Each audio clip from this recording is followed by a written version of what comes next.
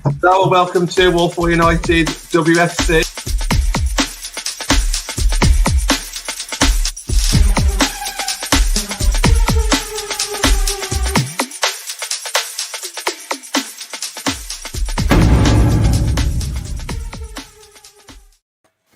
Hello and welcome to Walpole United with me, John Foster, MUFC. First of all, if my voice is a bit croaky, I do apologise. It's just something that's happened throughout the day, so I do apologise. Matt will do all the speaking anyway. But first of all, Matt, how you doing, mate? You okay? Yeah, not too bad, thanks. One more day of work and then a week off, so I'm actually looking forward to just catching up on sleep more than anything. But yeah, still surviving, so I'll take that. Absolutely. And thank you for joining us. Catherine, your second time on the show. How are you keeping? You okay? Yeah, very well, thank you. Better than you by the sounds of it. I know. I said worse than I am. I'm okay. So hello to everybody in the comments already. I'll put your comments on screen shortly. Catherine, last time you was on the show was early August, 5th of August, and we spoke a little bit about new season, new beginning. What are your thoughts on the start of the season? How you think it's gone? I think other than that game against Chelsea, I'd say pretty positive for United. And even then, I know the scoreline obviously doesn't look great at the end of the game, but there were so many of the Chelsea goals that kind of came from United's own doing, from either giving the ball away, playing out from the back, or giving the ball away higher up the pitch. So while obviously, as I say, the scoreline didn't look great, it didn't really feel like it was a 6-1 game. And apart from that, everything else has been really positive, and I think you can kind of see the progress from the first game of the season. Throughout, you can see what Mark Skinner is trying to do, and I think United-wise, it's been a pretty positive start. Yeah, I mean, would you agree with that, Matt? I think that's pretty much the way I'm looking at it as well. I just look at the bigger picture, 10 points out of 15. I don't think I don't think we could expect much more than that, could be, at the moment. Yeah, I mean, the only thing I would say was we should have beat City, and I know this is going to sound like I'm complaining because, we've got a point against the team that's, deemed bigger than us. But I just think they were there for the taking. I just look at that game and, putting the Chelsea one aside, because obviously that was the big score I mentioned, and we're never going to get anything out of that. I think it was 3-1 at half time, maybe 4-1. There was no coming back from that. But I think the City game was probably, for me, the most disappointing, just because we literally, got a lead and then chucked it away a few minutes later. And we did have chances, and, that team looked there for the taking. But, like you said, John, we're sort of, we're still up there, aren't we? We're still fourth, 10 points, 5 games. I think if most people, if you would have asked them in summer when the fixtures come out, will you have 10 points after playing Man City and Chelsea? You'd probably said yes or snapped your hand off. So, yeah, I suppose we can't complain too much, just as long as, we keep getting the wins. And like I've said in the past, we need to stop dropping points against these lower sides now, the likes of the Readings and the West Hams than anybody else. So, but yeah, happy so far. So we'll see what the rest of the season brings and go from there. Yeah, that's it, absolutely, yeah.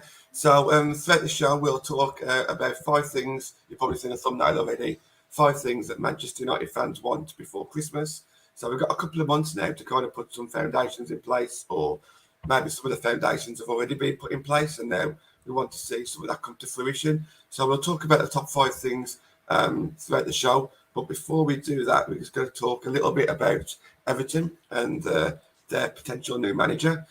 Now, if you was on Twitter last week, Catherine was pretty much hot property for United. Last Thursday, she put an article or a tweet out about Carlo Solskjaer and potentially other devs coming through in the Conte Cup. So we'll discuss that shortly. But before we do, let's have a little bit of a talk about Everton. Now, the reason why we want to talk about Everton is because a lot of fans did think that maybe Everton stood a chance of finishing higher than us this season. It's not looking that way at the moment, but with a change of manager, that could potentially help them. So, Catherine, do you want to just kind of give us a bit of an update on how we're looking for the new Everton manager? Yeah, so what I was told most recently was that it is going to be Jean-Luc Vasseur, and the appointment, well, they were hoping announcement either Friday or Saturday. It could drag into next week. As often these things, contracts and negotiations can sometimes drag on with certain things being added in. But as far as I'm aware, as I say, I think the hope was Friday or Saturday announcing a 2.5 year deal for Jean-Luc to become the next Everton manager. As I say, it could drag into next week, but I think he is very much the man they want, and by all accounts, he is ready to come over as well. Also, what was quite interesting is the first kind of contact he had with Everton goes back to January when he signed Damaris from Everton when he was Lyon manager. He kind of pushed that transfer through, which was a bit of a surprise one because obviously she'd not been at Everton very long before she went over there. But that was the first kind of interaction he'd had with the club, and I think they'd kind of maybe kept him on their radar since then, obviously thinking as to whether, Willie Kirk would be the man that could take them to the level that they want to get. And obviously they start of the season, they've clearly decided that he's not the case. And they've decided to go with Vasseur. So you say like Everton's kind of kept him on the radar there. Was it like a bit of a surprise to yourself and other people in the media that he was going to appoint him? Or because to me it's quite a high profile signing. I say signing, it is a signing in a way. Are you kind of like surprised by that, or would you have kind of thought would have gone for someone a little bit lower profiled? Not surprised in the sense of, I think Everton's ambition is clear that they want to be a top 3 club with obviously the signings that they've made and the investment they've put in. So not surprised that they're attempting to go for a big name.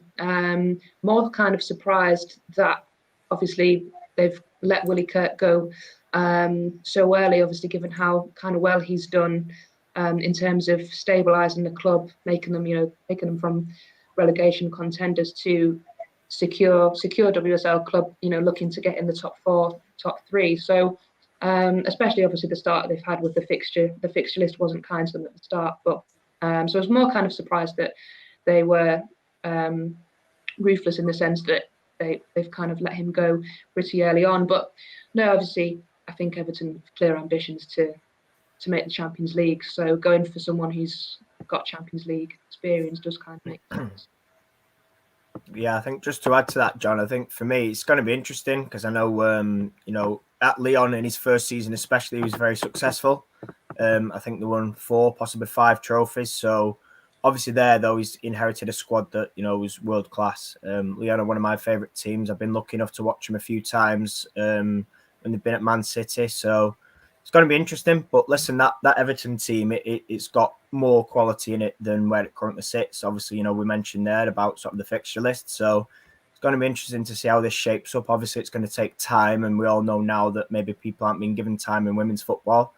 Certainly not in the case of Willie Kirk anyway. But I think, there's good players that are coming over the summer to work with. I think of when I went, I was really impressed with Hannah Bennison. Obviously, Leonie Myers, very experienced as well.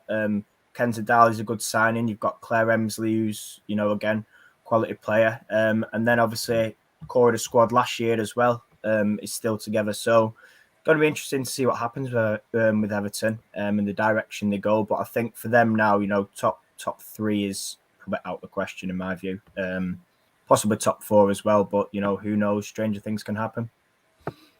Well, Catherine mentioned there Everton wanting Champions League. Obviously, we was managerless over the summer, and it kind of ties in here with John Fry's comment. Would you have kind of wanted to see that kind of calibre of manager at United over the summer? Obviously, now that we've got Skinner, we're fully behind Skinner, but at the start, we didn't have that loyalty to Skinner. Would you like to have seen him come to Man United, Matt?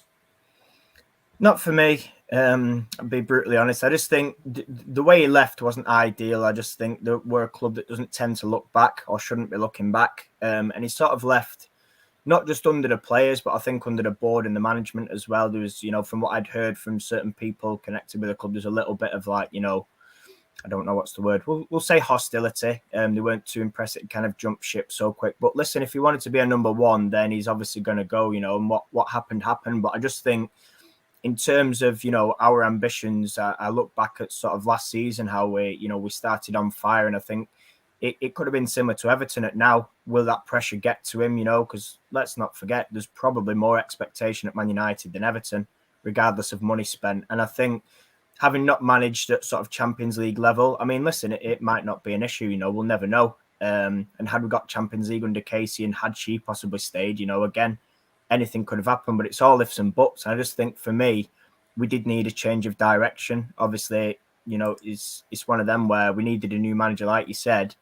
And I think had we gone for Willie, obviously things would have been in place a lot quicker than they were, and sort of dragged our heels a little bit with Mark. But no, I just feel for me like, that time has sort of been and gone now. And it was time to look forward, sort of a new direction. Obviously, we've got a different way of playing. I liked what Mark did at Birmingham in terms of the youth. And that's something I did mention when he first signed. I said, look out for it. And you only have to look at his trust in sort of Tooney and Lessie and their link up, Carrie Jones as well, and other youngsters that have been involved. And I know that's one of your topics for tonight we can get on to. But I feel for me that there's no point in looking back and sort of going over rocky ground, so to speak. But like I say, others may have a different opinion, but that's just, my thoughts on it. Well, you did mention youth, and one of Catherine's other articles last week was something that got the fan base quite hyped. I had Natalie with me on that Thursday at the time, and we were saying, no, Carlo Solskjaer can't start, but maybe Maria Edwards could, or at least get some game time. So, Catherine, first of all, what were your thoughts like going into that Conti Cup game? Obviously, you heard the fan base probably talking about wanting to see Carlo Solskjaer. Was you kind of hoping to see that as well? Listen, I think her and Maria have done very well in the academy this season in terms of scoring goals.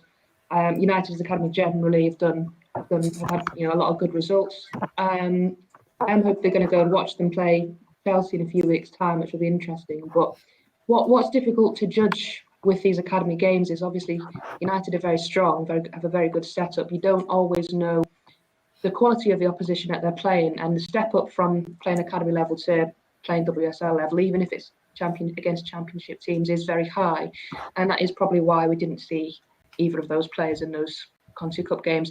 Obviously, the article was kind of based on sort of a little bit of talk, and it was, I think, people kind of making assumptions. That's, you hear sort of whispers and people sort of, I think maybe that's what happened in terms of these players have done really well. This would be the perfect chance to give them a bit of taste of first team football. But I think Mark is probably one of those guys that's keen to protect his younger players, and he'll want to get out of the group as well. Durham are a good side. They're one of the best teams in the championship. And obviously, that match went to penalties, which showed just kind of how difficult of an opposition they are. I think there's a chance maybe FA Cup draw later in the season, depending on who United get. They get a team from a few divisions below, would be a good chance to play some of your academy players. Obviously, it depends on the draw. You could be unlucky and get another WSL team, but we have seen in the past WSL clubs getting teams from a few divisions below and beating them about 10-11-1 and something. I think Man City played Ipswich a few years ago and beat them by about 10 or 11. So that could maybe be a chance that he looks to bring them in. But obviously, the fans always want to see the young players come in, especially someone with the last name of Solskjaer. Obviously, there's going to be excitement around that, and then that's probably why Mark's going to be even more careful to protect her as well. It's interesting, actually, this, John, because I had a chat, and I can't think if it was with you or somebody else, and I did say I wonder if, because of the last name that kind of gets mentioned more than any other development player we have. But I think for me, I've sort of talked about the devs before, and I've obviously mentioned, that for me, if there's sort of a link in between, because, like we discussed, like Catherine mentioned there, there's a big jump between playing WSL Academy and then playing WSL proper. And I think at the minute, because the devs sort of have a range of players, anything from sort of 16 to about 21, it's quite a jump. And if you're a 16-year-old, the physicality and the physical difference alone, is quite a jump. So it does need to be managed carefully. And I can see obviously why, fans would want devs in. And listen, I've mentioned Maria Edwards quite a few times, having seen her first in Norway in 2019, but it's one of them where, because he's done it at Birmingham, the reason he done it at Birmingham was probably due to finance and obviously having those options. Whereas I think at Man United, because we've got the squad, or the first team squad, you know, they do carefully need to be bedded in. And obviously cup competitions, as we've mentioned, is perfect for that. But I think Durham would have been harsh just because of the physicality of their team and the way they play. I think to throw in too many youngsters, you know, would set them, not necessarily set them back, but wouldn't do them too many favours. You know, obviously Carrie Jones played in that game and she got an assist and she did well, and then got subbed off. But it's just about managing it for me, you know, carefully bed them in. You can't throw them all in at once. And I think somebody mentioned it on a show a while ago. It might have been either yourself or Natalie, and they talked about having that mix of sort of, you know, the seniors and a couple of devs to sort of bed them in. Because I think, Matt, I'm sure it was you, John, mentioned like the men's Carabao Cup, where they tend to throw in 7 or 8. And I think somebody said, you know, if we can throw in maybe 2 or 3 with experienced heads, that's a lot better than throwing, say, 5 or 6 devs in together to sort of find the way, you know, into the game. And it's just good for support as well, isn't it? You know, players to guide you through and help you, especially when it's your debut as well. I think on this channel, we've been very reluctant and very careful in not overhyping Carla Solskjaer, because we know that the fan base will jump on it, give it too much, make the expectations too high. And I think we mentioned the surname, and it goes for her in one way, but it also goes against her in another way. I was speaking to Natalie last Thursday, and we were saying that it can go against her as well, because people may think, oh, just because she's got the Solskjaer on the surname, you don't actually realise how good she is. But on the flip side, we also don't want to overhype her, because as you said, Matt, there's a massive difference between WSL or even playing against Durham than what she's doing at the moment. I think Skinner made the right choice. I think it's more important to play Fuso at the moment. Fuso hasn't had much game time, but it's good to see a couple of devs on the bench. I want to talk a little bit about Maria, because I think Maria, in my eyes, is further ahead than Carla Solskjaer. Matt, you followed her a little bit at Blackburn. She did amazingly well at Blackburn, and I think she deserves a chance before Carla. Obviously, it depends on the kind of player Skinner wants to see, but surely she seems a bit further ahead when it comes to playing regular first team football than Solskjaer. What are your thoughts on that?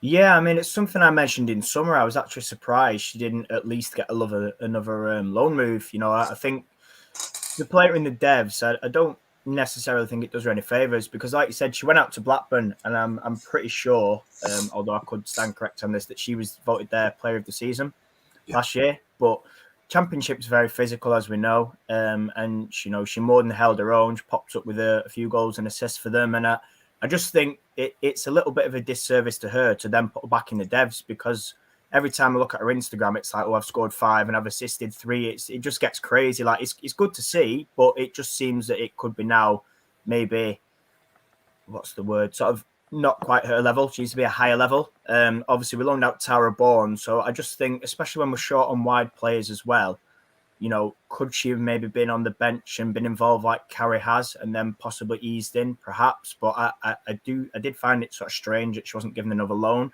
Now, whether Mark wanted to take a closer look at her and think, well, actually, let's see how she does between, say, September and Christmas in the devs, and then we look at it in January, I'm not sure. But I think for me, I would at least try and get her in the first team. Now, I noticed in the comments somebody mentioned about COVID bubbles and things like that. That could potentially be a barrier. I'm not well up on that, so I don't know. That could be a reason. But, you know, for me, I think we've just got to, like you said, John, carefully manage it. I think Development League does what it says. You know, it's there to develop players. But having had a loan and done well, time is now to kick on, whether that's first team, whether it's another loan. But we've sort of had this debate, haven't we, with our goalkeepers, you know, sort of with Rambo, that she needs to get minutes, and now she's playing regularly for Birmingham. Tara Bourne's playing every week for Sheffield. So it's good in that respect. It's just about now the next step. So obviously, you know, had the loan, did it go out again? Do we integrate them in the first team? Do we look at something in January and just manage it? But I think, you know, Chloe Williams is another one.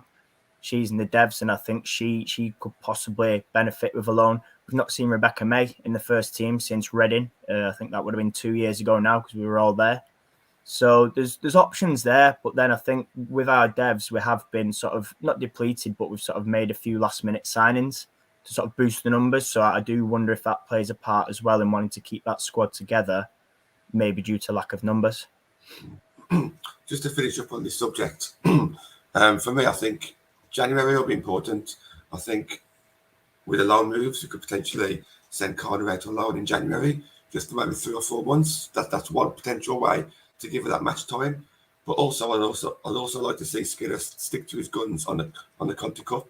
So even though we as fans we want to see silverware, I still think Conti Cup is a way forward to play our 1 or 2 devs. Now, when I say devs, one about Carrie Jones as well. So Carrie, Marie Edwards, and I think that would be enough.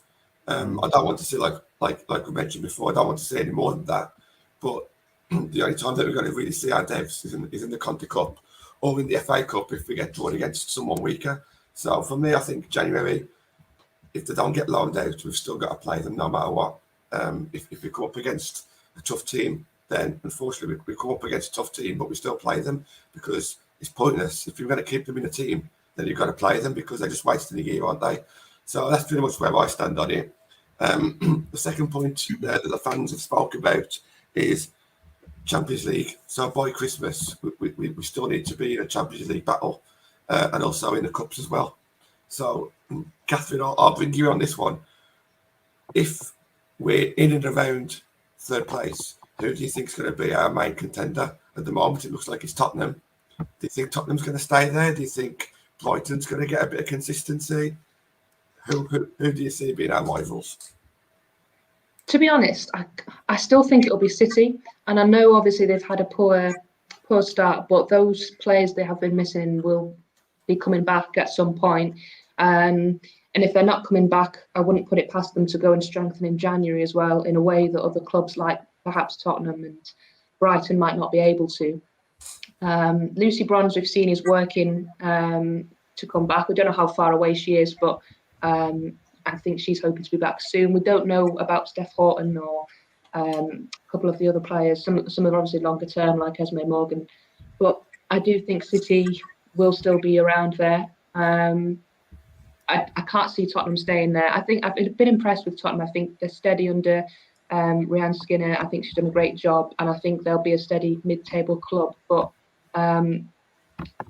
they are still quite reliant on Rachel Williams for goals.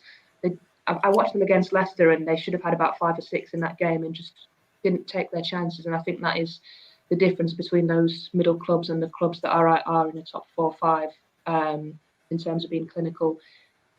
Everton, I think it's going to be tough for them to really kind of get third, but they've still got a bit more quality than the likes of Tottenham, I think, for me. Brighton could be a dark horse, perhaps. Again, a very well organised side, perhaps maybe again lacking a few goals up front. But if I was putting money on it, I would say City would probably still be the main rivals for third place. I'm just going to jump in, John, and say I agree.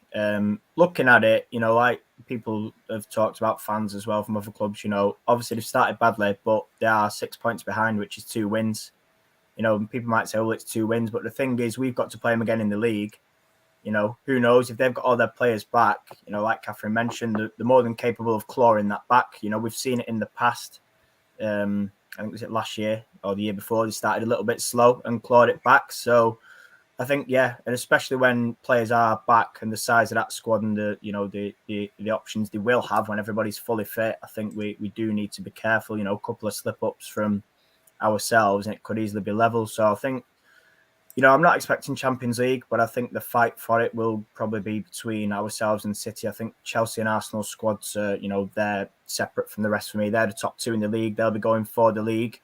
And then it's just a case of whoever fights it out between the 2 of us for Champions League, really. But I'd be shocked if we got it, but I'd be happy. So we'll leave it there before I big City up too much and get get a load of people sort of telling me off. But yeah, it's interesting. Spurs, hang on, challenged by Brighton. You see, Brighton are much improved as well this year. They've been slowly improving and going under the radar every year. But again, it's that question, isn't it, of lack of goals. They're solid at the back, but where are the goals going to come from every single week? But at the minute, they're doing all right. And I suppose, like you said, same for Spurs as well. Even West Ham, they're up there. They've improved. They're better than what I thought they would be. So, yeah, it's going to be an interesting season anyway. We'll go into this in a bit more detail shortly, but Matt, I just bounce this one back to you. Yeah. Why aren't more people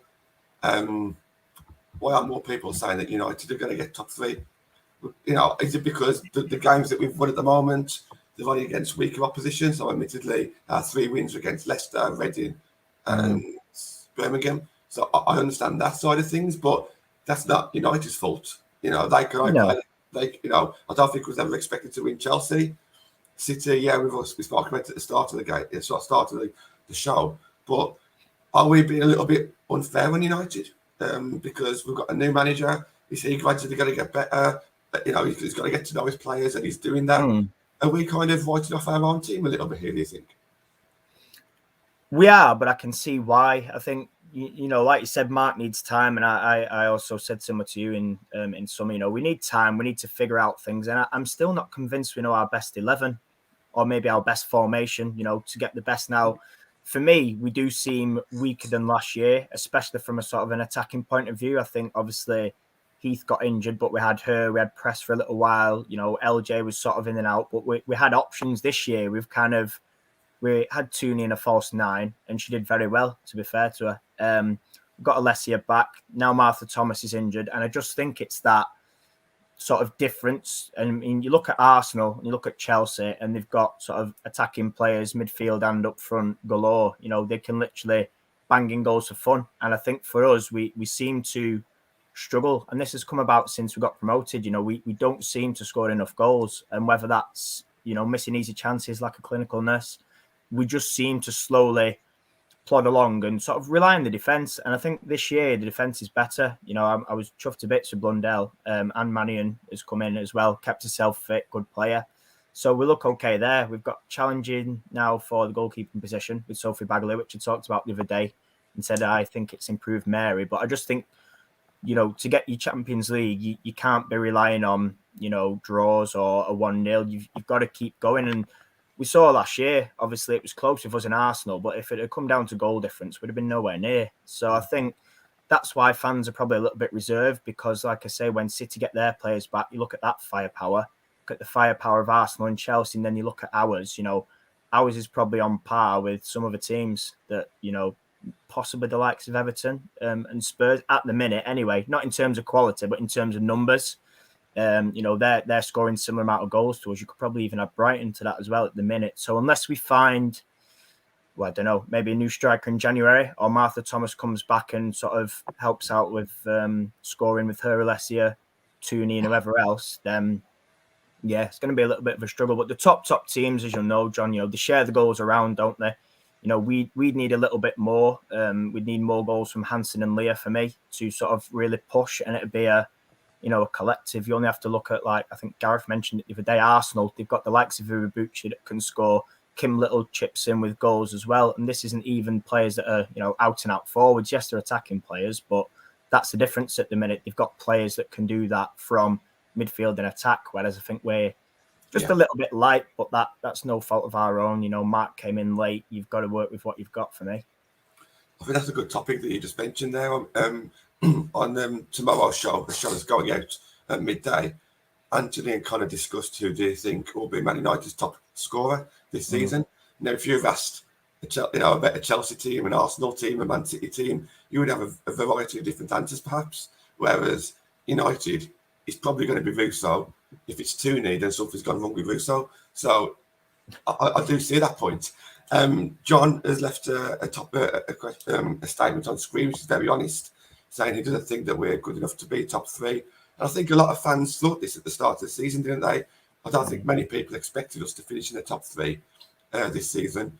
A lot of people still thought fourth, me being one of those. Catherine, going into the season, did you kind of see United being like top 3 contenders, or did you kind of see them dropping down to 4th, 5th, maybe 6th? I saw them as contenders because I think basing on last season, and obviously United have still got quality players, I don't think it would have been fair to say they're not contenders, because you never know what's going to happen with the top clubs. But it's just so difficult to break into that top 3. That top 3 have been solid for a long time now. And obviously all of them strengthened in the summer. United did strengthen, but obviously perhaps not quite to the extent of the other 3. Now, what obviously has made the difference is Man City losing, so many players and having that bad start, which has opened the door for not just United, but other teams are sort of looking at their chances. As we mentioned earlier, Tottenham and Brighton are having a look and thinking, can this be a season where it might be a one-off where we can actually sneak in the top three for a year. But as we say, we expect City to come back, and they're not 100% out of it yet. I think United, I don't know. I think Mark Skinner's been very honest in the sense that, yes, the goal is still top three, but he's not kind of come out and said, not been quite as explicit as Casey Stoney was last season. I think we all knew Casey really wanted that top three spot. United were top of the table for quite a long time and was very honest about how disappointed she was that the club dropped out of the top three. Whereas Mark, I think, has obviously admitted that is the goal, but has not necessarily said, well, that's the goal for this season. So I think he probably in his mind will think fourth would still be a successful season, but obviously there will be some disappointment given the start City have had if the club don't make that jump this year. And Matt, just before we move on to the next topic, then I just want to just ask that last question. So the fans have obviously come to us because the fans have put these 5 topics together, and it says that they want us to be in contention for Champions League. If we're not in contention for Champions League at Christmas time, would that actually be a failure then? Because a lot of fans didn't think we was going to be. So how important is it? I suppose we don't want to be out of the race by Christmas, but would it actually be classed as a failure? And then you can move on to that next topic. Well, I think the first thing for me is that nothing's decided by Christmas, so I'm going to downplay a little bit of everything there. I think to say you're out of a Champions League race by Christmas would be bizarre. That's almost as, for me, like saying, oh, yeah, we're not going to win the league now by Christmas. What happened to us last year? We all remember it well. We were flying, got to Christmas, bang. And everyone was like, oh, we might win the league. We might get Champions League. And to be fair, I didn't expect to win the league, but I did genuinely believe that actually we will get Champions League and we'll pip Arsenal to it. Didn't happen because we had a disaster sort of January onwards. But I think for me, if we don't get Champions League, it's not the end of the world. I mentioned probably 2-3 months ago, I said, if we can cement fourth, get some decent cup runs together, especially in the FA Cup where we seem to have struggled in recent years, and avoid daft defeats to, teams, in my view, like, the West Hams that aren't as good as us, I'll put it out there, then that would be successful. And I think if our only losses are against, Arsenal, Chelsea, City, for example, that's improvement for me because previous years, you've seen it. I think it was a couple of years ago, we lost to Bristol. We've slipped up at Brighton a few times. We've lost points at West Ham. Reading have taken points off us. So I think if we can beat those teams below us and, sort of improve that way, come fourth. Listen, if we're not far off Champions League, then we're not far off it. But I do think that fans, shouldn't be too disappointed if we miss out on it. Obviously, that might not sit well with some people and they might say, well, always aim high. Listen, I'd love to aim high, but I just think, like I said before, with the squad we have at the minute, it's a little bit of a stretch, isn't it? Just like I say, purely based on goals, where are the goals coming from? So, listen, I'd take fourth, couple of decent cup runs, and, if we get that, great. If we don't, we may need to address it in January, and I'll move on to that topic in a minute, John, and sort of signings. But I just feel like, we may need to just reevaluate expectations as a fan base with a new manager, because what we had and said under Casey now completely changes. Obviously Mark's still as ambitious, but the dynamic of things, having lost players as well, for me also changes. So yeah, wouldn't be a disaster. So the next topic that the fans have brought to our attention, this is from Vicky and Connor, saying that they want to do any new contracts or any new signings, get them done early. Do you want to start off on that, Matt, and then maybe we can ask Catherine about when will the transfer rumours start hitting? Probably as soon as we start talking about them. I was going to say, did they ever stop? I think new contracts is always one of those you don't hear about it often. It's sometimes, especially with these like yearly 1-year options, you don't tend to hear when they're triggered. But I think for me, I believe in contracts till sort of March, April. And I know that may alarm some people for those that could be out of contract, but I just think sometimes it can be a distraction. You don't want to see players just up in the game to sort of play for a contract, so to speak, and then disappear. So I think for me, if it's sort of left, not last minute, but maybe agree it and keep it quiet behind the scenes and announce it sort of later on, perhaps might be the way forward. But it does need doing, and I understand concerns. I think Jackie was one out of contract in summer. Somebody mentioned Tooney, but I'm pretty sure she's got an option anyway on her contract. But it's one of those, do you let it distract from your season, or do you get it done in January and hope that they don't disappear?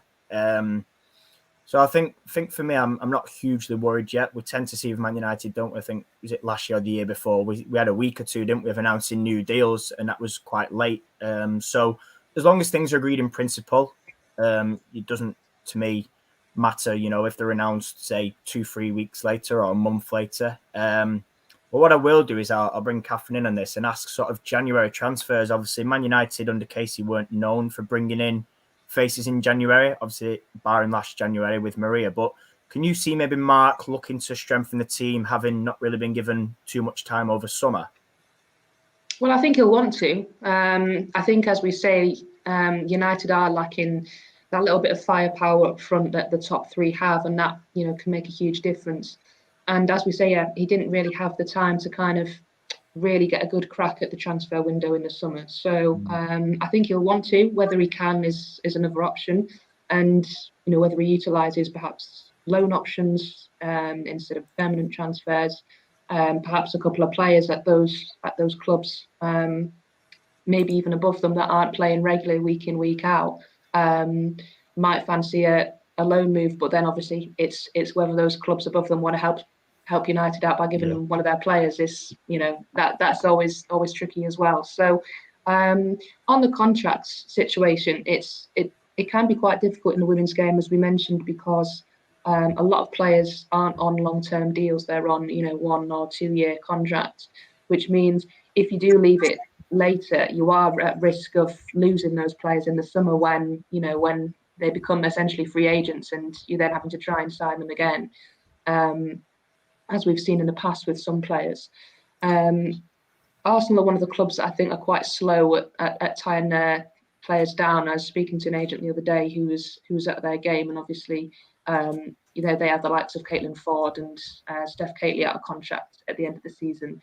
Now, Caitlin Ford is a very good striker and would benefit a huge amount of clubs in the WSL, and is someone that's kind of been used as a bit of a rotation with Miedema this season. Miedema's tended to start the games and then come off maybe about 70, 75 minutes, and Ford has come on. So that could be an interesting one to look at. I'm not linking her to United, but in terms of where she might go and whether she signs another deal there or looks to move. Yeah. Do you know what, John, thinking about it, it's interesting because we're talking about loans, and obviously thinking now what Catherine said about they may not want to be loaned to, so to speak, like a rival or to Man United. But it's interesting, I think, with a Euros coming up, because there's always talk, or there was sort of in summer and maybe last year, about Beth England and, could she potentially come? I just think, obviously it's down to the club, but I wonder how much influence a player would have as well, because with a Euros coming up, especially at home as well, you want to be playing, don't you? You want to be involved. Now, obviously, she's involved at the minute. But I just think that could potentially, not necessarily with Beth England, but with other players, might play into our hands. Obviously, we got Blundell from Chelsea. We got Thorisdottir from Chelsea. So it could potentially happen. I think if a player really wanted to push it, it would be a strange one for a team ahead of us to keep maybe a player in there that's, so to speak, unhappy. Could hamper the dressing room or something like that. That's going sort of extreme, but it does happen, doesn't it? Unhappy players staying at clubs. We've seen it in the men's game as well, so that could potentially work in our favour. The other thing I wanted to touch on was Vic's comment about the loans, Daly and Salmon. I'd agree with that. I think Daly is a very good attacking player, so assuming that we don't play it right back like we do for the national team, I think her coming in solves sort of the depth that we need out wide. Ebony's massively improved. For me, she was never given a chance in season 1. Can't see why she wasn't, but she's come on leaps and bounds since leaving Man United, and I think we'd be daft not to at least try and ask the question with the NWSL finishing soon. John Fries is Amy T. I mean, potentially again, that could be an option just because of sort of her, obviously connections and things like that. I think We do need possible cover for centre half because obviously Millie's out at the minute. If we get another injury to a centre half, we're looking a little bit in trouble. So for me, yeah, three good shouts there. Daly, Salmon, and Amy T on loan. Obviously, we'd cover the wages, but there's no transfer fee outgoing. So potentially in January, that could make sense, a couple of loans. Just before I ask Catherine a question, Matt, I'm just going to throw this one out at you. The name's not come out in the comments, but we mentioned about English players who may want to play for the country. One player who hasn't played for the country since moving from Manchester United to Chelsea is LJ. Could you imagine that one happening in January? I could imagine it. I don't think it would happen, but she's not getting any game time whatsoever. We need a striker. Do you know what, John? I've got to be careful here. Knowing what the dad thinks about the club and what he's said about the club, no, definitely not. The thing is with LJ, I do believe she's still talking to a Chelsea fan on this the other day. I do believe they're still trying to get her knee right. Apparently, when she arrived at Chelsea, it was sort of knee issues that were hampering her, hampered her last year as well for us. And I think what Emma Hayes, I'm sure she said this recently, was they're trying to manage her, trying to get her fully fit and right before she steps onto that pitch, because what they don't want is for her to come back, to break down, to be out again and sort of repeat this for the next few months. So I'd agree with what she's doing. I think she's a fantastic manager, Emma Hayes, and I think managing LJ. Listen, to be fair, I mean, it's going to be harsh saying they don't need her, but it's not one where they're dependent on her. They've got more than enough quality to be able to crack on. So I think they can afford to get her right, like we did with Russo. Build her up in training, get that right, manage your workload, manage your strength and conditioning, and then slowly ease her in. But no, in terms of a loan, I think we can safely say it won't be happening. I'd be shocked if it did, put it that way. Massively shocked, yeah, absolutely. Just one last thing on this topic then. Catherine, as a correspondent, journalist, how excited do you get around about like transfer windows? I appreciate on the women's side, it's probably a little bit different to the men's game because there probably are less rumours. But what I've noticed since supporting Man United is there was hardly any rumours in the first 2 seasons. Then gradually it snowballs and, the fans do a little bit of digging as well. Do you kind of see January in the summer as a bit of an exciting period being a journalist? Yeah, definitely. And I think the last few transfer windows, there's been a lot more talk and a lot more rumours and stuff out there. And as we were saying earlier, with the Euros coming up, I think this will probably be a more active January window than we've seen in the last few years. I mean, yeah, everyone says they don't like transfer windows, and the managers say they don't like it, but I think everyone enjoys it though.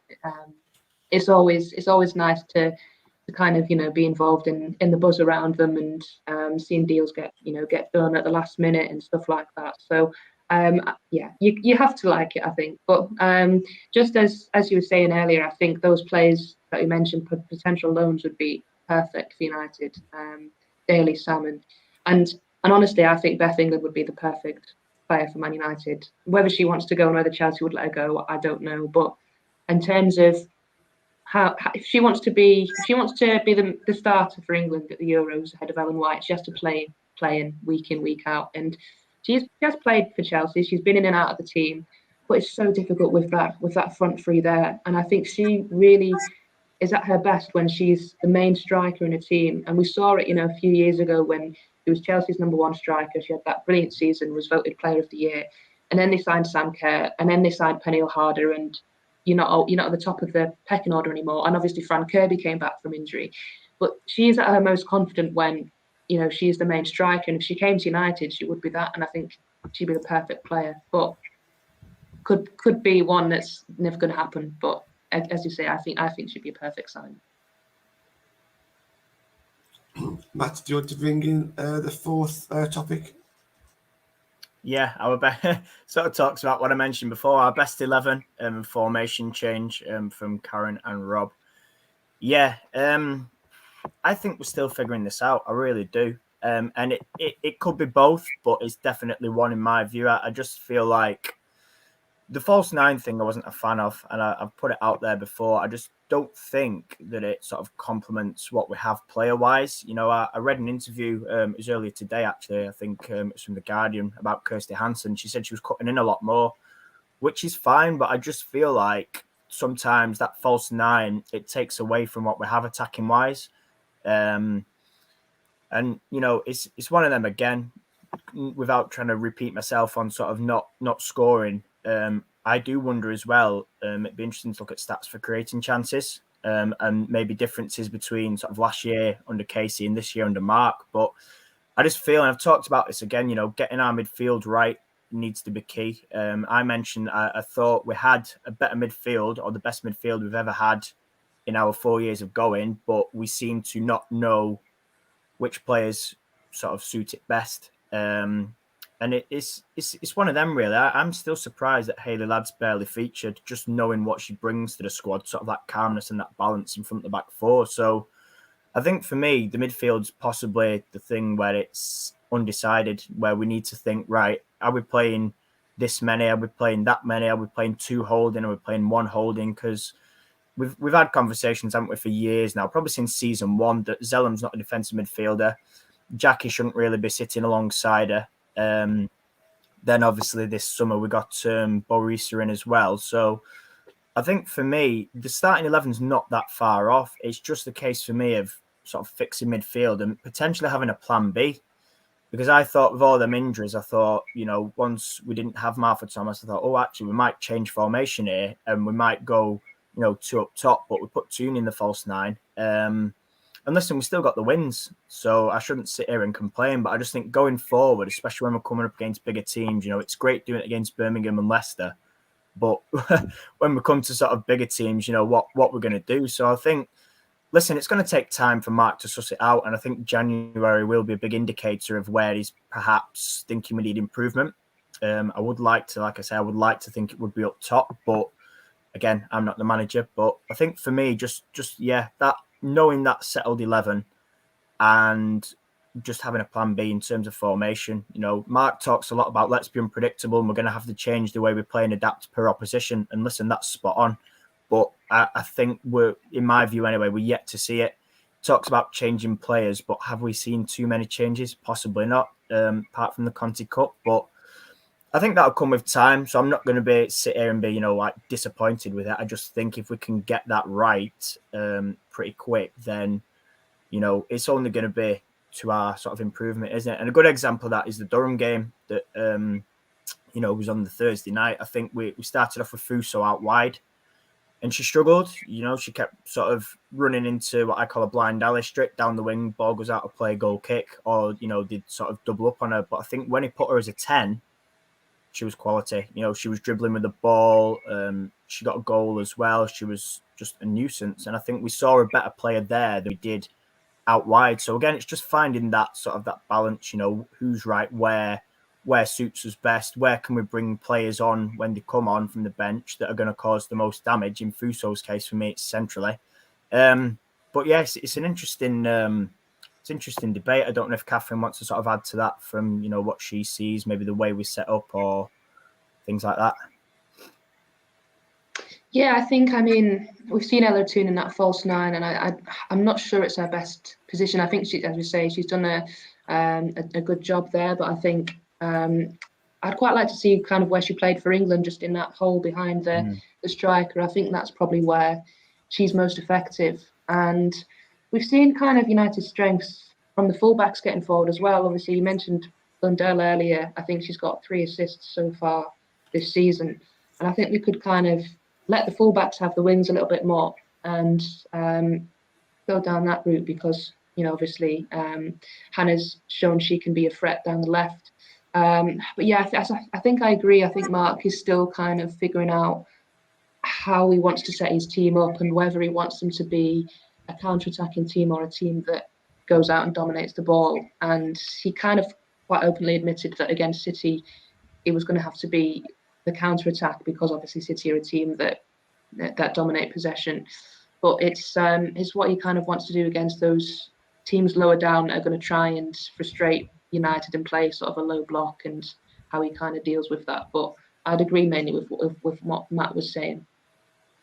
I think the way I look at it is the false nine, I don't think was ever his plan to do long term. I think it was a short term fix just because Martha was new to the team and Russo wasn't fit. So I think he just had to do something. And I think Tooney was in a better position than Fuso to play up top. And it did work. It didn't work brilliantly, but as Matt said, we got the wins. Tooney got assists and goals, so we kind of blagged that one. But we managed to scrape through it, and then Russo's back. I can't see us playing a false nine again. But I think we blagged it and we got away with it. And I think, we should be commended for that. Matt, I know that you did touch on, this is what I was going to mention as well.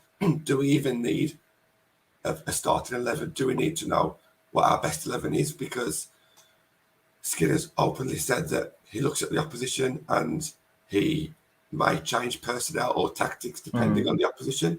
Now, I would like a settled starting 11, but maybe just change the odd one player depending on the opposition. I don't want to keep changing 3 or 4. I don't think he has changed 3 or 4, to be honest, but we still don't know. We know what the back five is going to be, and I think we know what the front 3 is going to be, but that midfield 3 is looking unsettled.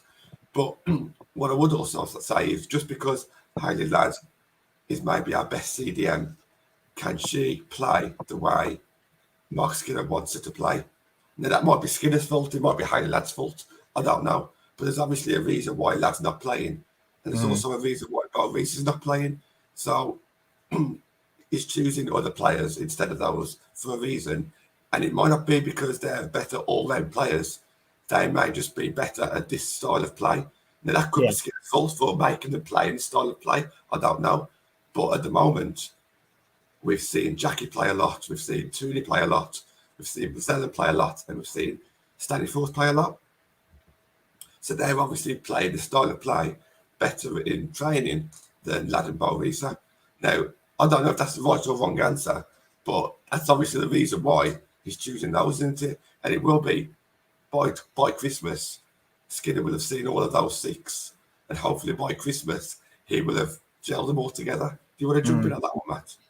Yeah, I'll go back to the very start and sort of starting 11. I think for me, it is important to know your starting 11, but I do agree with what you said. You're not going to make massive changes, obviously 1 or 2, and that might be injury enforced, that might be like your position, but I do feel like we need to sort of just figure it out first, because at the end of the day, your starting 11 should be your best 11, your best players or your best available players, obviously, barring injuries and suspensions. But I think if we can figure that out, that's half the battle.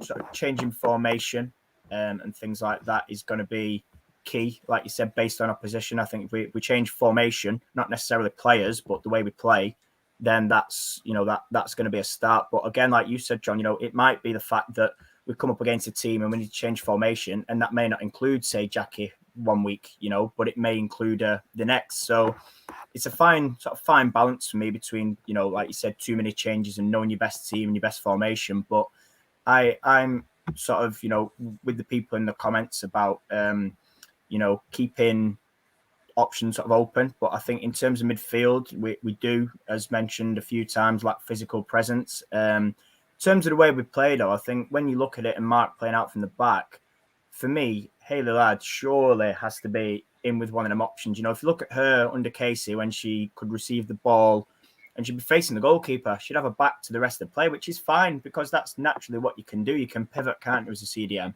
And should be, and her passing was right up there in terms of our midfielders last year. I think it was something like 90% from memory. So in terms of that, if you're looking to be a possession-based side, Hayley Ladd's perfect. She's got the physical capabilities as well. We've seen, she's great in a tackle. She offers something different to me, different to Stanny, different to Jackie, possibly similar to Risa. But I still think, it's just offering something else. But I do feel that at least get your starting 11 or your strongest 11 nailed first.